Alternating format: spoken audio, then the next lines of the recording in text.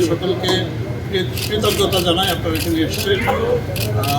খুলনায় আমাদের পুলিশের বিভিন্ন ইউনিটে, জেলা police, arm police battalion, police training centre, RRF, Khulna metropolitan police এবং আর্ম পুলিশ ব্যাটালিয়ন বলেছি, সবগুলো ইউনিটেই আমাদের নির্বাচনের জন্য প্রশিক্ষণ চলছে।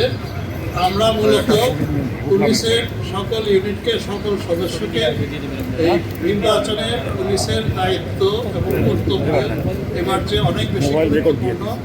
ইন্টারিম গভর্নমেন্ট চাচ্ছেন যে এই ইলেকশন সবচাইতে নিউট্রাল, ফ্রি, ফেয়ার এবং উৎসবমুখর হবে।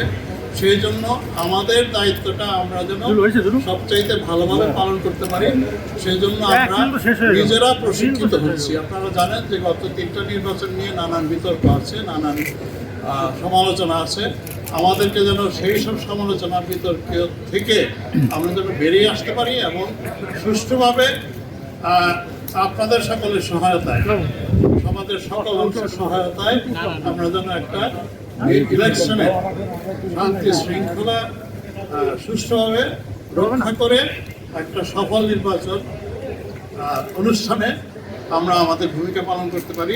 সেইটা পুনরায় মনে করিয়ে দিতে আমি সরকারের সাথে কথা বলেছি এবং আমি দেখলাম তারা খুবই উজ্জীবিত এবং আমার মনে হয় ইনশাল্লাহ এই ইলেকশনে আমাদের উপর যে দায়িত্ব এসছে আমরা সেটা পালন করতে পারব।